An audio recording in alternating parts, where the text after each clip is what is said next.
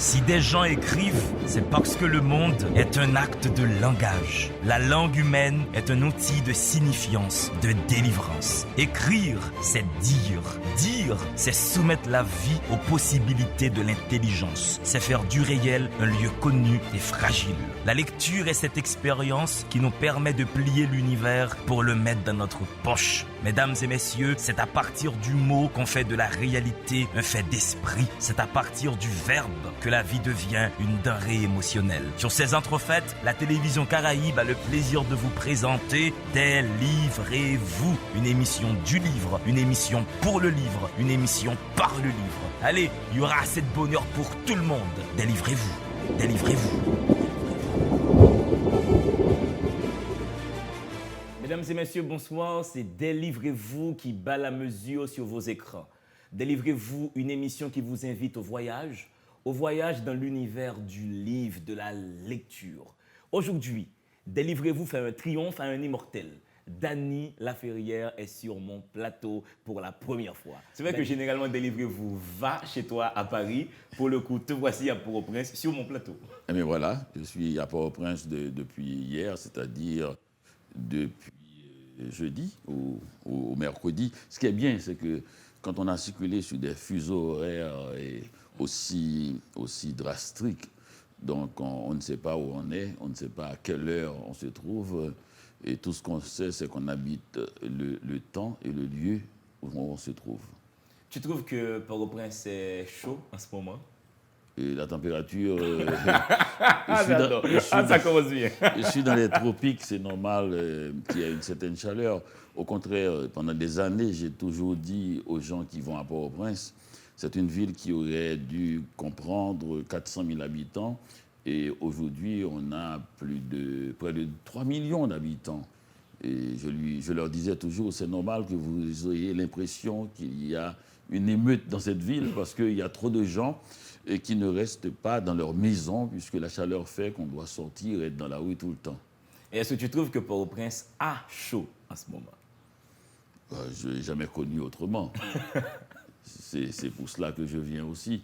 Et quand j'ai l'impression d'une certaine solitude à l'étranger, je viens à Port-au-Prince parce qu'on y vit collectivement avec une telle puissance que ça donne l'impression qu'on est en manifestation constante. Toi qui es écrivain, Dany, est-ce que tu ne trouves pas le nom de cette ville fait dans l'hyperbole, Port-au-Prince? C'est très beau, c'est très beau. C'est beaucoup plus prosaïque quand on sait la signification exacte. C'est tout simplement que le premier bateau qui était arrivé dans la baie de cette ville s'appelait le Prince. Bon, c'est normal, il arrive dans le port, donc c'est le Port-au-Prince. Et bien sûr, ça aurait pu être AUX au pluriel, mais comme à Port-au-Prince, on ne peut souffrir qu'une seule puissance, qu'un seul être supérieur, on est comme ça. Hein, on a l'esprit de ce superlatif triomphant, donc on met ça au singulier. C'est Port-au-Prince. Il y a la place pour qu'un seul prince. Et dans cette ville, te voici plus que jamais prince de Livre en Folie. Tu es l'invité d'honneur de cette grande foire du livre. J'ai toujours aimé le livre. Je trouve ça à la fois normal pour quelqu'un qui aime le livre et à la fois exceptionnel parce que ça me donne l'impression que le livre m'aime aussi. Et être l'invité d'honneur de Livre en Folie, qu'est-ce que ça te fait? Qu'est-ce que ça prend de toi? Non, ça ne prend rien de moi puisque je suis toujours dans le monde du livre. Je reviens en ce moment de Saint-Malo où c'était le festival Étonnant Voyageur.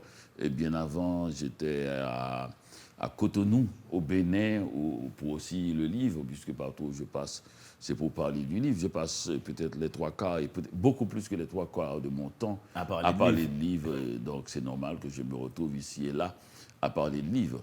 Maintenant, il y a une émotion personnelle. Je suis né à Port-au-Prince. Et d'être celui qui porte le livre dans sa ville natale, c'est toujours une émotion particulière. Cette virée, Dany, au Bénin, ça a dû particulièrement te marquer quand nous connaissons les liens historiques qui attachent Haïti au Bénin, Ouida et tout ça. Ah oui, les liens ancestraux, ça c'est des liens qui remontent à l'origine du monde haïtien, si l'on peut dire.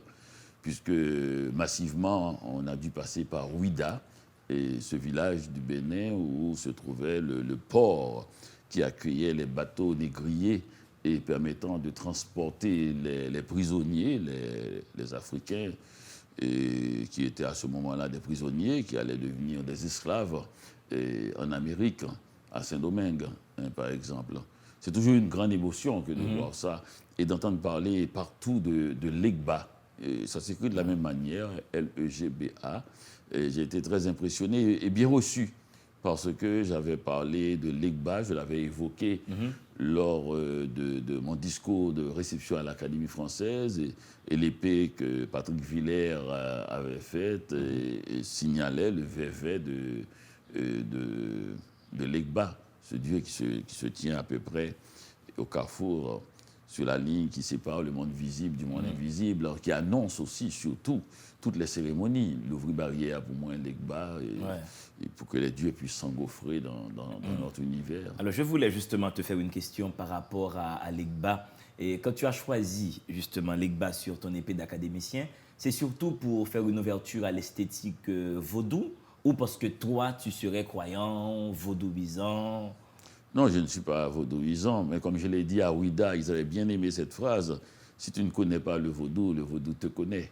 Et donc, non, mais ça fait partie de ma culture. C'est fondamental. Et je passe mon temps à citer les dieux grecs. Et pourquoi pas citer les dieux du vaudou aussi. Et c'est presque les mêmes. Hein. C'est-à-dire, Legba, je ne sais pas si je l'aurais comparé à Hermès. Le messager. Mais c'est dans la zone.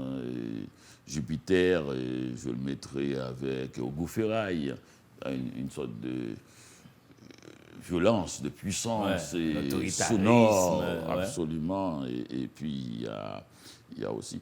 Donc, pour moi, je regarde ça d'un point de vue d'écrivain d'abord.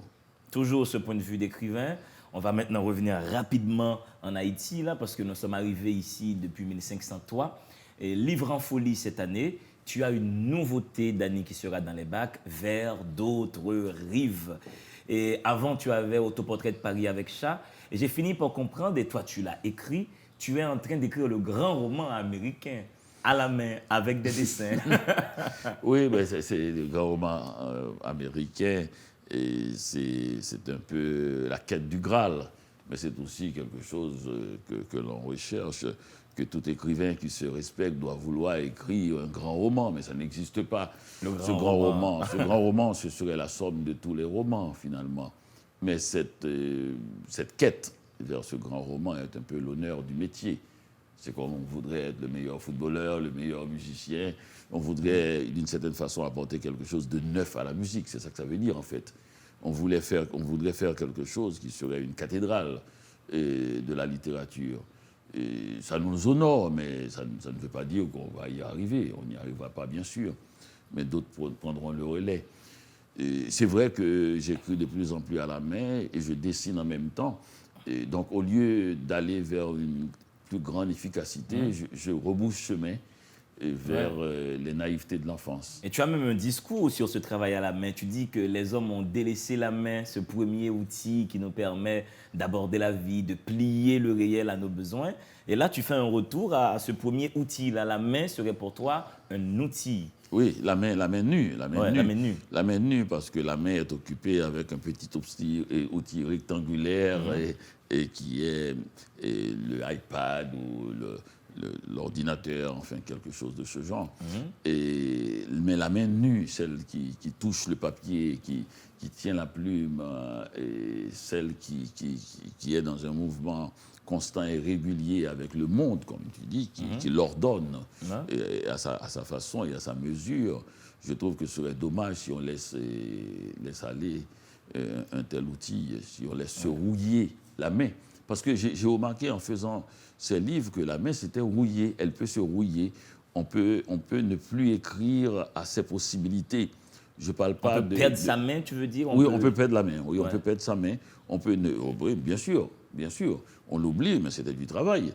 Et pour arriver à former les lettres, on a passé des années dans notre enfance à prendre des cours d'écriture à l'école, à former les lettres et à essayer de dessiner aussi. C'est un apprentissage assez ardu, assez difficile.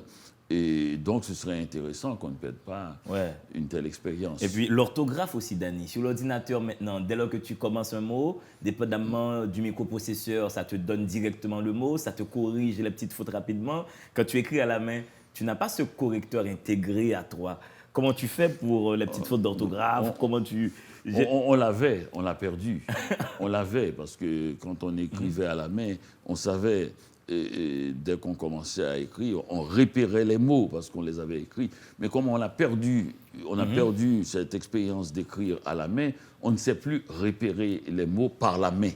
C'est la machine qui repère pour nous et qui nous signale les fautes. Et parce que c'est une habitude, c'est un exercice, c'est un réflexe.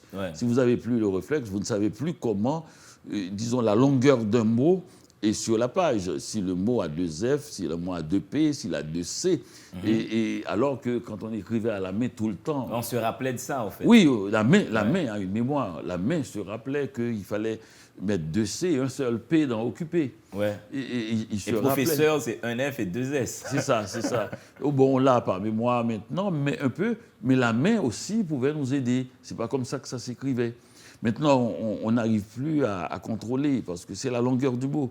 Et quand un mot se faisait trop long, on dit « Ah non, ça doit être mal écrit » parce que ce n'était pas de cette longueur-là. Tout cela peut se faire en un quart de seconde. En un quart de seconde. Mais maintenant, il faut tout réapprendre puisqu'on a perdu la main. On a perdu la main. Et tu dessines aussi dans Vers d'autres rives, Danny Laferrière. Tu parles de peintre dans ce livre. Est-ce qu'un dessinateur est un peintre raté? Ou bien un peintre... Non, pas du tout. Pas du tout. Un dessinateur, c'est un peintre intellectuel. Et c'est pour ça qu'on dit que les vévés, qui sont des dessins, que le vaudou est un art et une religion intellectuelle. Et précisément, avec le dessin fait ce noir et blanc, ce gris, c'est la matière grise. Le dessin demande une connaissance de la ligne, il y a quelque chose. C'est sans effet, c'est sans couleur. Il n'y a pas d'esbrouf dans le dessin en noir et blanc, je veux dire. Il y a quelque chose de net, de pur. Donc je dessine, je mets des couleurs, j'essaie de rendre la page plus vibrante. Ouais. Mais ce que je constate dans tes dessins, Danny, je ne vois pas les coutures de tes dessins. Je ne sens pas chez toi un désir de monstration. Tu ne veux pas nous en mettre plein la vue. Est-ce que ça correspond à ta façon d'écrire?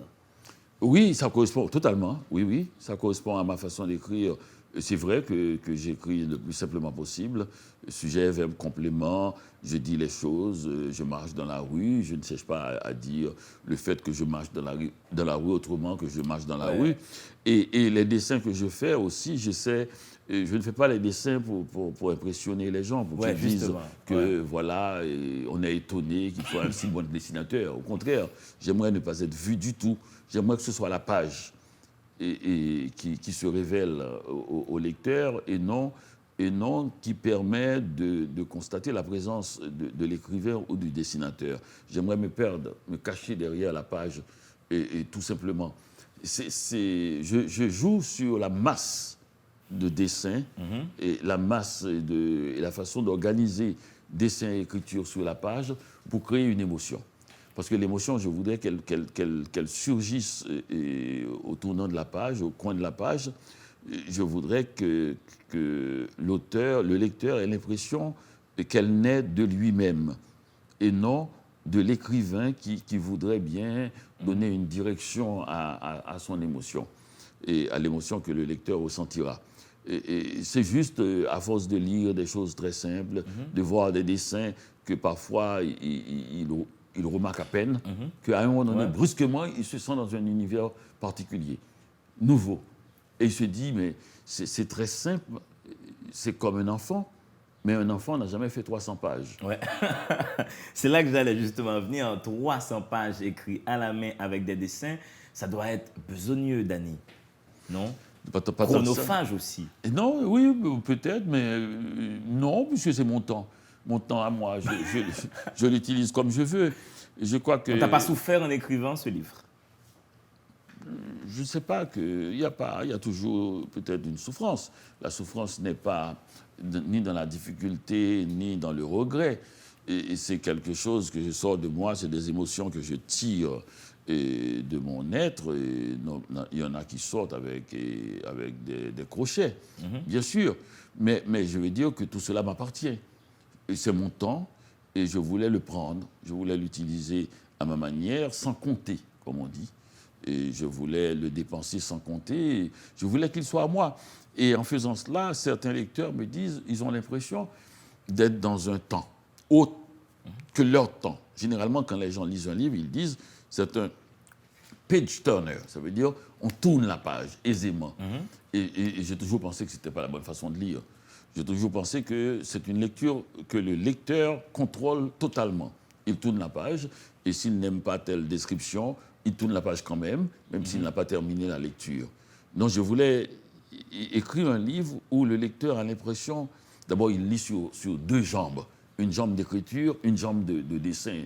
Ouais. Et je voudrais que le lecteur puisse avoir l'impression de se perdre dans les labyrinthes de tout ce que j'ai construit en termes, une cathédrale d'émotions, de sensations. À des moments, tu as des traînées de fourmis qui traversent plusieurs pages. Moi, j'ai pris plaisir à suivre les fourmis autant que de suivre tes lettres. C'est ça. Que les lecteurs puissent rentrer dans cela jusqu'au bout et voir que ce n'est pas une direction que je donne aux choses, c'est un univers que je tente de créer. Et pour l'inviter à y pénétrer, pour qu'il puisse se sentir à l'aise et suivre qui il veut, ce qu'il veut, s'il voit des fourmis, s'il voit des paysages, s'il voit des gens, s'il voit des couleurs simplement. On peut tomber amoureux du jaune, comme du mauve, et quelque chose comme ça. Et qu'il ait l'impression que ce temps-là, il le partage avec le livre, pour ne pas dire avec moi, avec le livre. Qu'il n'essaie pas de faire vite parce qu'il est pressé, ni lentement parce qu'il n'est pas pressé. Qu'il y a un temps qui est à l'intérieur même de ce qui est écrit. Et à l'intérieur même de la page proposée. Et quand il arrive, il n'organise plus. Il ne peut plus être pressé ni être lent. Il doit vivre au rythme de la fourmi.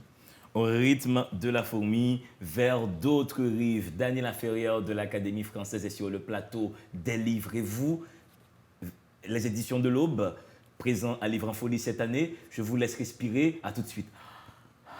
Si des gens écrivent, c'est parce que le monde est un acte de langage. La langue humaine est un outil de signifiance, de délivrance. Écrire, c'est dire.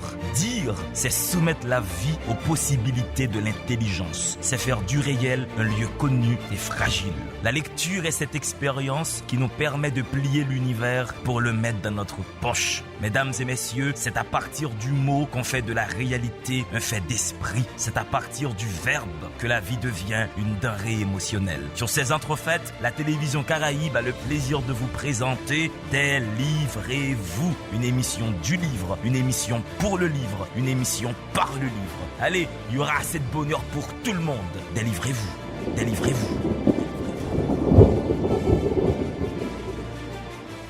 Mesdames et messieurs, vous suivez Délivrez-vous. Et sur mon écran, sur vos écrans, je reçois Dany Laferrière de l'Académie française. Dany qui est cette année l'invité d'honneur de Livre en Folie et le dernier livre en date qu'il va signer, Vers d'autres rives, édition de l'Aube. Voici une formule que Dany Laferrière n'aime pas beaucoup. Qu'est-ce qui fait l'actualité d'un écrivain? Vers d'autres rives, c'est ton dernier livre.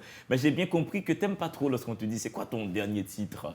Non, c'est le mot actualité qui est totalement à l'opposé de littérature. Précisément, il y a la littérature pour nous permettre de remonter le temps, pour nous permettre de sortir de la dernière vague et de la dernière conversation, de la dernière manifestation, de la dernière danse. Et donc, c'est pour cela que le livre... Parce que si on dit actualité, et souvent on le dit pour savoir si on est pertinent et si on devrait être accepté à telle manifestation. Donc, le pauvre Homer qui a écrit son dernier livre il y a longtemps, il n'aurait pas été invité Rimbaud n'aurait pas été invité, Jean-Bryce Masse n'aurait pas été invité, Senghor, bon là, ils sont morts en plus. Ouais. Et ils sont tous morts d'ailleurs. D'avertige. Mais ça ne les empêche pas d'être des écrivains. C'est-à-dire, par leurs livres, qu'ils continuent à nous parler et de façon plus constante, plus sérieuse, et plus grave, plus dramatique, plus joyeuse que des gens qui sont vivants. C'est en cela que les écrivains D'ailleurs, arrivent on avec les la voit mort. là. Oui, ils sont tout autour, ils sont même sur ton siège. Ils nous entourent, Ouais. ils nous entourent, et il y en a certains qui sont morts, mais ils ne sont pas morts, puisque dès qu'on ouvre un livre, et on parle à quelqu'un, par exemple à Kafka, j'ouvre le livre, vous voyez le livre, et c'est un livre de Kafka, l'un des écrivains. Lorsqu'à 16 ans, le jeune Karl Rossmann, que ses pauvres parents envoyaient en exil parce qu'une bonne l'avait séduit et rendu père, entra dans le port de New York sur le bateau déjà plus lent. La statue de la liberté qu'il observait depuis longtemps lui apparut dans un sursaut de lumière. Donc il arrive en Amérique et imagine, je suis en train d'écrire un livre où il y a quelques chapitres qui se passent à New York. Et donc voilà, Kafka me parle. Ouais, rapidement. L'Amérique de Kafka, Kafka me parle. Je le laisse là. De temps en temps, je verrai s'il n'y en a pas d'autres. Ouais. Vers d'autres rives, Daniel Laferrière, c'est un livre qui peut mettre en crise un éditeur. Si pour vous autres écrivains, le besoin de label n'est pas une priorité, un éditeur a besoin de cataloguer, de situer quelque part un livre. Quel genre littéraire ton éditeur a mis sur Vers d'autres rives? C'est un livre. C'est un livre. C'était ça au début. Hein. Ouais. C'était ça.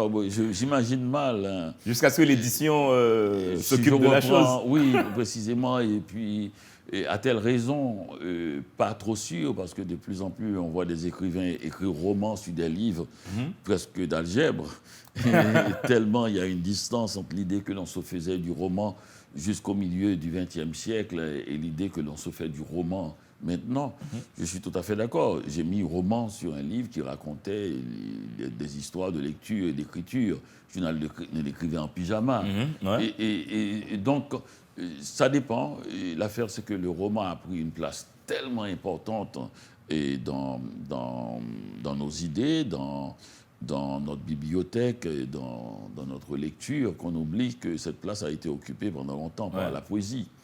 Et par la poésie. Mais maintenant, on voit les poètes et les livres de poésie qui se vendent à peine.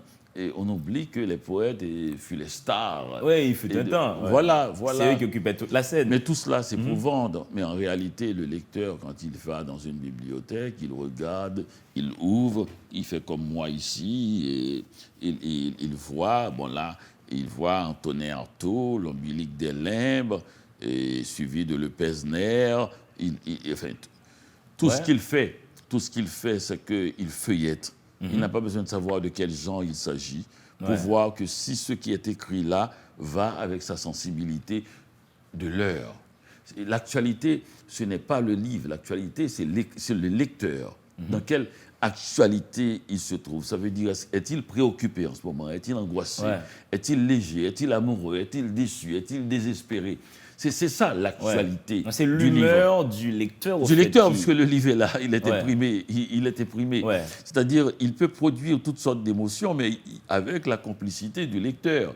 Si le lecteur n'est pas en état de réception, chers amis, ce que vous avez pris pour mes œuvres n'était que les déchets de moi-même, ces raclures de l'âme que l'homme normal n'accueille pas. Que l'homme normal n'accueille pas. Si je me sens normal, je n'accueille pas ça. Mais si je me sens très désespéré, eh bien, j'ai dit, mais il parle directement pour moi, là. Il parle dire, je vais poursuivre. Que mon mal, depuis lors, est reculé ou avancé, la question pour moi n'est pas là. Elle est dans la douleur et la sidération persistante de mon esprit. Ah ben là je dis, bon, je vais le ranger parce qu'il faut que je sois très calme pour pouvoir faire face à Antonin Artaud. Du coup, le lecteur, c'est vraiment celui qui participe à continuer le livre. Oui, c'est pour ça que... C'est une extension du texte. C'est pour ça que l'éditeur ne peut pas préétablir la relation, c'est-à-dire ce qui va se passer entre le lecteur et l'écrivain. Ouais, le lecteur, finalement, c'est lui qui tranche, c'est le juge magistral. Et vers d'autres rives encore, Dany, c'est, à ton avis, si on laisse les formules de rhétorique des éditeurs, on laisse roman, est-ce que toi, c'est une autofiction ou une chronique de vie? Ce serait où, pour toi? Petite confidence sur le plateau, sans que personne ne soit au courant. Oui, bien sûr. Bien sûr. J'ai déjà fait ça à la police. Je ne sais pas, je ne suis pas dans cela parce que, entre guillemets, ce n'est pas du tout une question de qualité, mais je suis trop écrivain pour être dans cela, dans le sens que je crois profondément que la question se joue à chaque phrase et non dans le label. Je crois que quand j'ouvre un livre et que je commence à lire, c'est là que ça se passe. C'est là que ça se passe. Et je crois qu'on ne peut tirer aucune authenticité, aucune vérité profonde dans le sens réaliste du terme. C'est-à-dire, ce que je vous dis là, c'est vrai, tel qu'elle est vraie. On ne peut tirer quelque chose d'un art qui se fait avec quelque chose d'aussi fabriqué que le dictionnaire, le vocabulaire, et quelque chose d'aussi complexe que la grammaire. Nous sommes dans l'artifice. Parce que dire qu'il s'agit de mon autobiographie ou de mon autofiction, il s'agit de moi, c'est éliminer par un tour de passe-passe la complexité de la grammaire et les aléas du vocabulaire.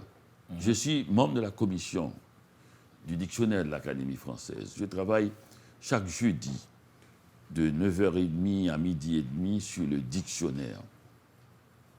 Je sais très bien un peu l'origine des mots. Je vois combien c'est aléatoire pour que ces mots-là arrivent jusqu'à nous en 2019, les chemins que ça a dû prendre, d'où ça vient. On croit que selon la manière que le mot se prononce, ça doit venir de tel endroit, de tel mot, et puis on se retrouve, ce n'est pas cela du tout. Ou encore, on croit que le mot doit signifier telle chose. Si on prenait les mots que nous ne connaissons pas, on dit qu'est-ce que ça doit pouvoir signifier, vouloir signifier pour vous, on se trompe des fois en prenant la sonorité du mot, en prenant les lettres qui le composent et en essayant de trouver à quoi ça nous fait penser. Souvent, parfois, c'est le contraire. Et les origines de tels mots aussi. Il y a des mots français qui sont passés à l'anglais, qui sont revenus au français avec un autre son. Donc, c'est tellement compliqué et que je ne peux pas... Donc, les mots on peut rien créer de réel vraiment avec cela. Ce qu'on peut créer de vrai, c'est l'émotion que ça produit. C'est d'abord une émotion esthétique. C'est d'abord une Mais cette émotion esthétique, dans ta cuisine personnelle de création, ce qui fait la mayonnaise Dany, c'est ton sens de la phrase ou ton intelligence du mot? Tu mises sur quoi pour réussir tes livres? Je mise sur d'abord... Le mot ou la phrase? D'abord la lecture, parce que j'ai beaucoup lu, c'est là que j'ai appris le rythme, la musique. Et c'est à force de lire, je me suis intégré une sonorité particulière par rapport au livre que j'aime, par rapport au style que j'aime. Donc le style ne vient pas de moi d'abord. D'abord, il vient des kilomètres de lecture que tu as parcouru. Oui, oui, des gens, des écrivains que j'ai fréquentés longuement. Borges, Bukowski. C'est ça. Et puis ensuite, moi je compose moi-même, dans le sens que je compose avec ce que je sais de moi, ce que je sais de ce qui se passe autour de moi, de l'univers qui m'entoure, des paysages, des endroits, des gens que je croise, des vies dont j'entends parler. Et j'essaie de faire un choix. Mais en réalité, à la toute fin, je me mets simplement en état de grâce. Parce que je ne cherche pas, ce n'est pas une mécanique, ni ce n'est pas un produit pharmaceutique où je décompose les éléments. Je me mets en état de grâce et je deviens lecteur, proche, lecteur de moi-même. Et je mets ça, et si ça va bien, ça donne la tonalité, la coloration, la couleur, les sons, la musique, la fluidité. La fluidité, c'est profond parce que ça tient de moi-même, ce que je veux donner. Il y a des gens qui se veulent rugueux. Donc, ils n'ont pas cette fluidité. Il y a des gens qui se veulent opaques, comme par exemple Magloire Saint-Aude, comme Édouard Glissant. Ils n'ont pas la fluidité, par exemple, d'un Avertige, qui se veut vraiment dans une certaine fluidité. Et donc, ce que nous sommes, ce que nous avons choisi par le choix de nos lectures, rentre dans ce goût de comment les mots glissent sur la page. Donc ça fait que chaque écrivain a sa propre grammaire. Chaque écrivain a sa propre grammaire qui est née de la grammaire. Parce que... on ne peut pas laisser, la grammaire posée, la grammaire objective. Oui, on ne peut pas parce que c'est le langage commun. On n'est pas seul. Il faut qu'on se parle et qu'on parle aux gens avec ce qu'ils savent aussi. C'est un grand héritage. Mais du coup, un écrivain opaque, Dany, est-ce qu'il se refuse à toute communicatibilité avec ses lecteurs? Non, pas avec les lecteurs qui veulent lire des choses opaques. Ah ouais, du coup, il établit un lien dans l'opacité. Ben oui, mais nous avons plein d'amis. Nous savons très bien, il y a de nos amis qui nous parlent toujours d'écrivains très difficiles et d'autres qui nous parlent d'écrivains beaucoup plus légers comme Calbois ou Sagan. Et des gens qui aiment beaucoup les choses qui sont des petites bulles à la surface de l'eau. Et d'autres, c'est les eaux profondes, là où il y a des pierres, des récifs, là où le paysage est plus coupé au couteau, les fonds marins escarpés, là où l'on risque des choses, là où il y a des requins qui rôdent, et d'autres qui aiment la piscine. Ouais. Donc il y a plein de gens. C'est ça qui est intéressant. La grande promesse de la littérature, et c'est qu'il y a des lecteurs pour tous les écrivains. Ouais. C'est ça la grande promesse. Le problème, c'est que de plus en plus, on concentre les écrivains dans un même espace commercial. Ce qui fait que les gens, ils sont habitués à des lectures de puissance. Par exemple, le polar américain. Donc, le polar américain a fait, disons, quitter la librairie, les autres polars. Tout le monde devient un peu amateur par rapport au polar américain qui fait 800 pages, qui est puissant. Ouais. Ils ont un grand sens du récit. De l'intrigue, du récit. Mais finalement, ce grand sens de l'intrigue, du récit, ces 800 pages, tout cela qui semble nous imposer ainsi, c'est une manière qui s'est imposée. Ouais. On peut faire, et on a fait des livres de moins de 100 pages qui ont eu un succès extraordinaire. Le Petit Prince, et Le Vieil Homme et la Mer. Donc on peut composer dans une esthétique parallèle. Oui, mais maintenant on est impressionné par 800 pages. On pense que si quelqu'un fait 800 pages, c'est qu'il mérite d'être lu, c'est qu'il est important. Ouais. Donc c'est une esthétique du volume, du poids qui s'est imposée face à une esthétique de la légèreté qui a déjà eu son carrément un impérialisme du style, Dany Laferrière, à ce moment-là. Du poids plutôt. Ouais, du poids. du poids plutôt, et de certains réalismes aussi. Ouais. Dany, quand tu termines un livre, quelle est ta première réaction? Tu fais ouf! Tu appelles Maggie au téléphone, tu fais Maggie, j'ai fini mon livre. Tu appelles Rodney, tu appelles Camille. Que fais-tu quand tu termines un livre? Non, rien de ça. Et je me mets à balayer. je me mets à balayer. Je sais que Garcia Marquez avait dit, quand il avait terminé 100 ans de solitude, il est allé pisser. Il a dit, et moi je balaye et je nettoie l'endroit, le lieu du crime. J'enlève toute trace d'empreinte, et je mets mes cahiers en bonne place, je mets mes choses, et je sors dehors et je siffle en marchant. Voilà. Oui. Voici ce que fait Dany Laferrière lorsqu'il termine un livre. Il a sûrement posé de tels actes lorsqu'il a terminé Vers d'autres rives, qui est son tout dernier livre en date, qui sera en signature à Livre en folie. Allez, votre deuxième respiration, l'immortel revient tout de suite. Si des gens écrivent, c'est parce que le monde est un acte de langage. La langue humaine est un outil de signifiance, de délivrance. Écrire, c'est dire. Dire, c'est soumettre la vie aux possibilités de l'intelligence. C'est faire du réel un lieu connu et fragile. La lecture est cette expérience qui nous permet de plier l'univers pour le mettre dans notre poche. Mesdames et messieurs, c'est à partir du mot qu'on fait de la réalité un fait d'esprit. C'est à partir du verbe que la vie devient une denrée émotionnelle. Sur ces entrefaites, la télévision Caraïbe a le plaisir de vous présenter Délivrez-vous, une émission du livre, une émission pour le livre, une émission par le livre. Allez, il y aura assez de bonheur pour tout le monde. Délivrez-vous, délivrez-vous. Mais oui, et puis c'est bon, je regarde vraiment.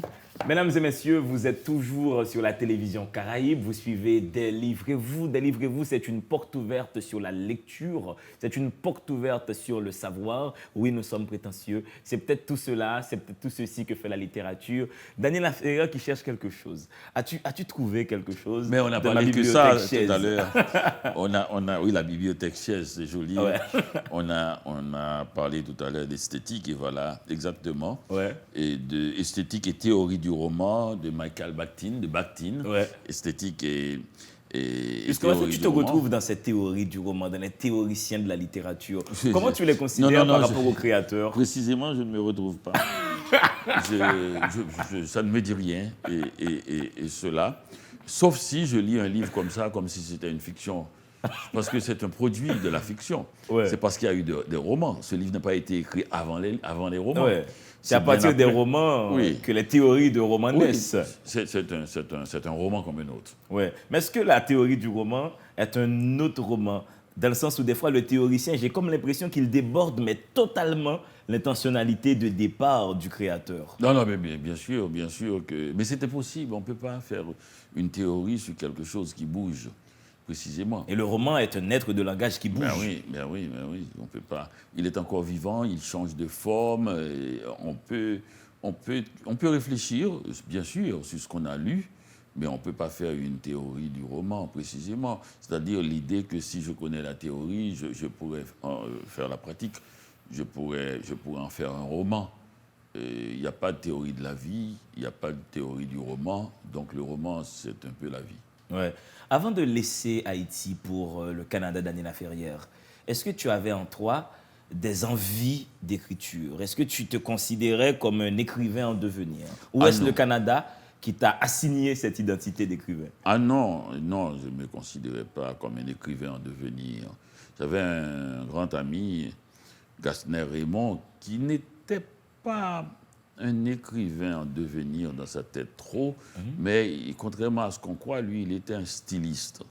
Il avait l'air complètement nonchalant en termes d'écriture. Tout ce qu'il voulait, c'était changer le pays. Mais ce qui pouvait l'éprouver, le rendre malade après la sortie du numéro du Petit Samedi Soir dans lequel il venait d'écrire une chronique, c'était s'il y avait des fautes. Alors là, il venait chez moi complètement désespéré et il cherchait à corriger les exemplaires qu'il trouvait n'importe où. Il n'avait pas fait de faute. C'est là que j'ai compris qu'il était quand même obsédé par le style, par l'esthétique, par la beauté des choses. Je croyais qu'il n'était intéressé que par le changement révolutionnaire. Alors qu'il était aussi un obsédé de la faute. Ben oui, l'obsédé de la faute. Non, le Québec ne m'a pas assigné au roman. Il s'est passé que je suis arrivé à 23 ans à Montréal.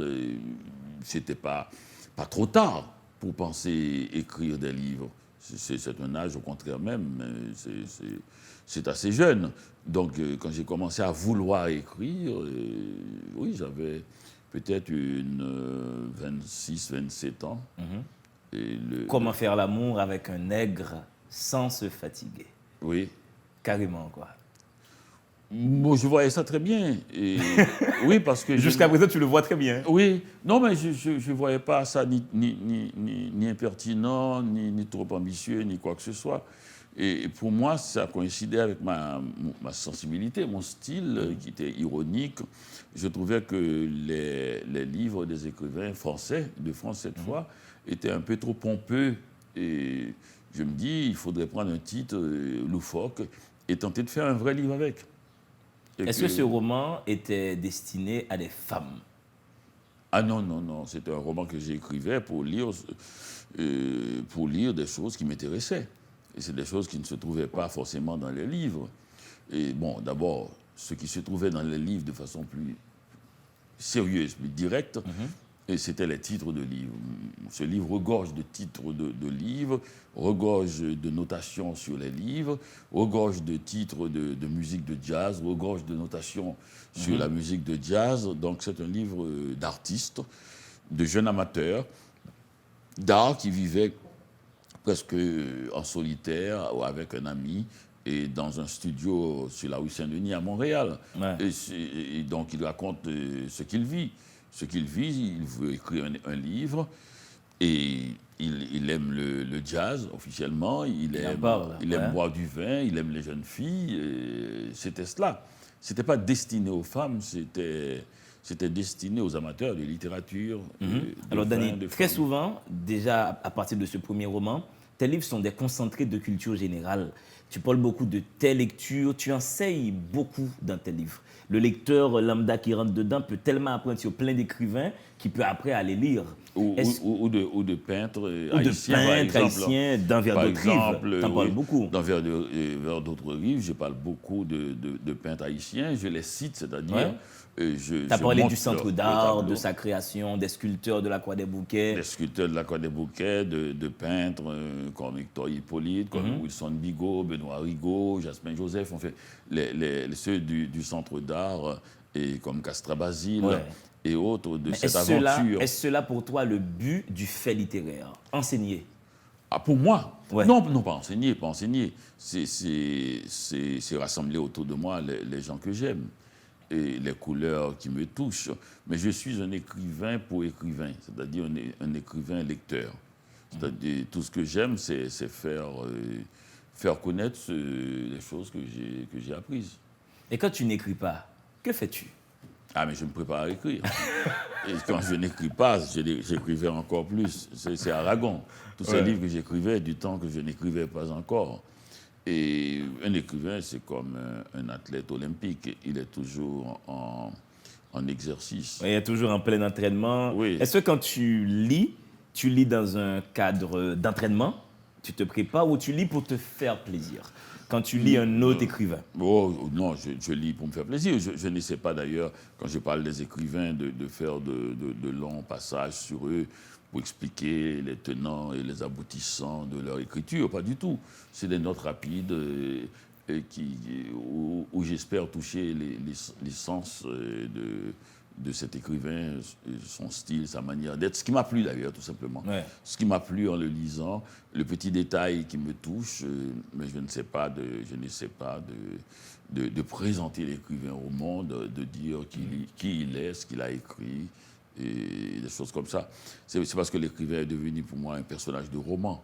Donc je l'insère à l'intérieur dans une forme mythologique et qui est un écrivain à l'intérieur d'un roman.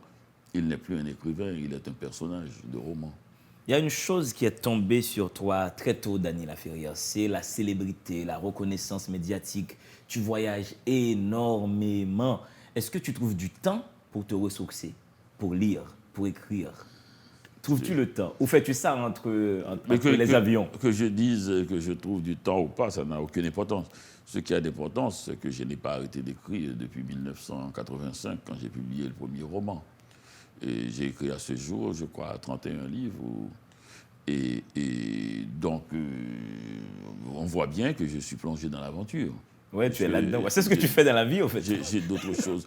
J'écris et je parle de littérature. C'est pour cela, quelle que soit la situation, quelles que soient les manifestations, quelles que soient les émeutes, quelle que soit la direction que prennent les événements, et à Cotonou, où j'étais dernièrement, où il y avait aussi une situation assez dramatique, où on a eu peur que je vienne, et les gens qui m'avaient invité, et au Bénin, Mais je suis allé. D'ailleurs, ils ont dit, oh, c'est vrai, on vous connaît, vous autres Haïtiens, c'est de la petite bière pour vous. Mais voilà, au moins, ça sert à quelque chose d'avoir un pays mouvementé. Ouais. Quand on arrive dans un autre pays petitement mouvementé, on vous salue. Je me souviens d'ailleurs, je n'ai jamais été aussi grandement reçu qu'après le tremblement de terre du Japon. Et comme on avait eu le nôtre, quand j'étais arrivé pour parler de mon livre Tout bouge autour de moi, les Japonais qui toute leur vie parlent de tremblement de terre, puisqu'ils sont sur une plaque tectonique, là, toujours en mouvement. Mais ils m'ont dit quand même, oui, vous êtes les maîtres, vous connaissez ça. Vous êtes les seigneurs des séismes. Oui, mais quand même, quelquefois, on n'a pas envie d'être les maîtres du désastre. Ouais. On aurait bien aimé aussi qu'on nous dise. Ouais. Mais on le dit aussi. Les pays de même taille, Haïti est l'un des plus importants en termes de production artistique. Oui, par rapport à la quantité de créateurs. C'est comme récemment quand j'ai été à Paris avec les Gilets jaunes, ce qu'ils ont fait sur les Champs-Élysées. Moi, j'ai bien rigolé. Je me suis dit, là, c'est ce qu'ils appellent casser les choses. Ben oui, voilà. Donc, les pays. Donc, non, pour moi, c'est extrêmement intéressant de danser à contre-temps. Ouais. De vouloir un changement quand tout le monde s'endort, c'est-à-dire quand tout le monde pense à autre chose, à leur confort, et de vouloir parler littérature quand tout le monde s'agite. Et pourquoi un jeune de 20 ans qui n'aime pas les livres, qui regarde maintenant cette émission parce que c'est Daniel Laferrière, pourquoi ce jeune-là doit venir à Livre en Folie ? Oh, je ne l'oblige pas. Hein. je ne l'oblige pas. Il a 2 jambes et sa mère devrait s'y intéresser un peu plus et le pousser à le faire, comme ma mère l'avait fait. Mais je ne peux pas dire, parce que c'est vrai qu'on pose ce genre de questions, pourquoi quelqu'un devrait lire tel livre, pourquoi quelqu'un devrait venir. Je ne crois pas, parce que quand j'étais jeune, c'est pas la réponse qui va m'intéresser. Ce qui va m'intéresser pour que je fasse la démarche de lire ou d'aller à une manifestation, c'est le charme. Et dès qu'on commence à expliquer pourquoi on tombe dans la publicité, et ça n'a jamais été un argument véritable. Vous savez, quand je faisais la télévision, et je disais toujours aux gens qui venaient, ne vendez pas votre produit. Ce n'est pas parce que vous allez dire vers d'autres rives chaque 5 secondes que les gens vont acheter le livre. Et non. Vous pouvez n'avoir jamais prononcé le nom du livre. Vous pouvez n'avoir jamais parlé du livre. Si vous arrivez à plaire, on viendra vous chercher. Le vrai produit qui se vend, c'est l'acheteur qui cherche à trouver le produit et non le vendeur qui le vend. C'est le charme. Ouais. C'est le seul qui marche. C'est le charme, c'est qu'est-ce que tu mets sur la table. Ce type me plaît, je voudrais savoir ce qu'il a fait. Ouais. Cette fille m'amuse, j'aimerais bien lire son livre. Ouais. Du coup, étant donné que nous sommes presque dans un monde du spectacle, dans une civilisation de l'image, l'écrivain doit porter le livre à côté du livre, quoi. L'écrivain doit exister à côté du livre et non laisser au livre la première place. Ça dépend. Ça dépend. Moi, j'ai subi ça, j'ai payé pour cela. C'est-à-dire que 50% des gens qui me connaissent ne me lisent pas parce qu'ils trouvent que ce que je dis à la télévision, à la radio, leur suffit. Parce que j'y donne. Je donne tout ce que j'ai. Je ne cherche pas à cacher un peu, à dire lisez le livre si vous voulez savoir la suite. Non, pas du tout. Je pense que quelqu'un peut s'instruire très bien en regardant une émission littéraire et chercher à lire des livres qui datent ou des écrivains qui sont morts ou des écrivains qui ne passent pas bien à la télévision et qu'on n'invite pas. C'est parfois préférable. Ouais. Et donc, ça peut leur suffire ce que je dis là. Ils ne cherchent pas à lire le livre. Parce que je crois beaucoup sans aimer prononcer le mot dans la transmission. C'est un mot que je n'aime pas, ça a l'air d'un truc de mécanique automobile. Transmission. Oui, donc, mais je veux dire, je crois je crois toujours dans la culture orale aussi, encore. Je crois qu'une grande partie du monde n'aime pas lire, ne lit pas, et que préfère ce qui se passe par la voix, par l'oral. Et c'est pour ça qu'il faut soigner les émissions littéraires, il faut que les gens qui passent aient souci de bien s'expliquer, de tenter de charmer, parce qu'il y a des gens qui vivent de cela Qui a Et par besoin exemple, du charme. Quelqu'un qui écoute cette émission, qui est à Port-de-Paix, il ne pourra pas venir dans Un livre en folie. Il faut que, s'il y a un écrivain qui passe en ce moment, au moment du livre en folie, il faut qu'il puisse se dire « Waouh, c'est intéressant d'être écrivain ». Le gars, il cause et il va à travers le monde comme ça, et il parle de littérature, Ouais. et il a l'air d'aimer ce qu'il fait et de ne pas s'ennuyer, même après des années. Du coup, cette passion-là, les gens, je constate que Délivrez-vous, cette émission, a un public très puissant au sein de la police nationale d'Haïti. Il n'y a pas un policier que je croise qui ne m'ait pas dit « Ah, j'ai regardé ton émission sur la littérature ». Voilà. Je trouve que les policiers haïtiens aiment bien la parole littéraire. Mais les Haïtiens aiment bien. Ouais, les la Haïtiens parole aiment bien, littéraire. ouais. Donc c'est pour ça, être policier, c'est tout simplement d'abord être haïtien. Ouais. Donc policier haïtien. Donc les Haïtiens. Mais en même temps, les Haïtiens ont une façon de découper le paysage intellectuel. Pour eux, un policier ne peut pas être un intellectuel. Mais où est-ce qu'ils ont trouvé cette histoire? C'est bizarre. C'est carrément... Non, pas du tout. Un intellectuel, c'est quelqu'un qui lit et qui réfléchit à ce qu'il vient de lire et qui tente de comprendre le monde à travers ce qu'il a lu. Et puis c'est fini. Ouais. C'est cela. Donc un policier, c'est quelqu'un comme tout le monde. Donc s'il aime lire, eh bien, il devient un lecteur et on espère qu'il soit en grand nombre et pour que notre vie soit mieux protégée. Puisque sinon, c'est souvent de la police, si on regarde la télévision internationale, qu'on reçoit le plus grand nombre de coups. Ouais. Si le type qui lève le bras, il lève le bras et puis j'ai dit « Comment faire l'amour avec un agresseur fatigué ?» Il dit « Mon fils, dans mes bras !» Ce serait extraordinaire que la littérature puisse arrêter le bras.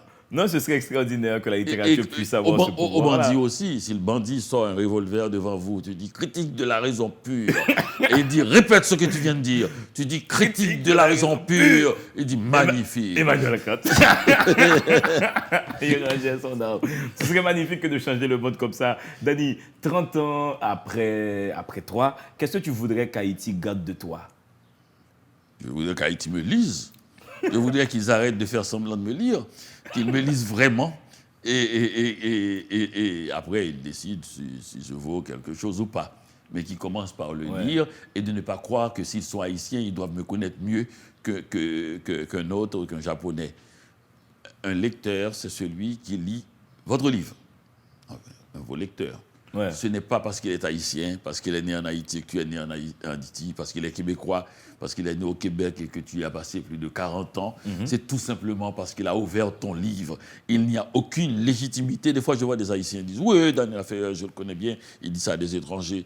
Vous savez, d'abord, c'est un très grand ami de mon père. Et puis, ils se sont fâchés pour une histoire de chat, parce que c'est un mangeur de chat. Et puis, ils disent des choses comme si les anecdotes pouvaient ajouter quoi que ce soit au livre.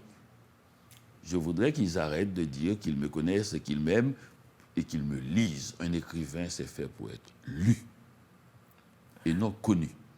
Un écrivain, c'est fait pour être lu et non connu. Merci, Daniel Laferrière. Mais quel énoncé définitif, intelligent et sublime pour fermer cette émission qui a reçu l'immortel Daniel Laferrière, qui est cette année l'invité d'honneur de Livre en folie, Vers d'autres rives. Voici le tout dernier qui sera dans les bacs. Soyez nombreux à Livre en folie. Je vous dis merci de votre présence, merci de votre attention à cette émission. Merci à l'équipe technique de la télévision qui me permet de vous desservir, mais toutes les semaines. Par ces temps de crise, l'équipe technique est restée mobilisée, comme quoi la littérature aurait certains pouvoirs. Daniel Laferrière. Dans le monde, gardons bonheur, il doit y avoir deux êtres, des livres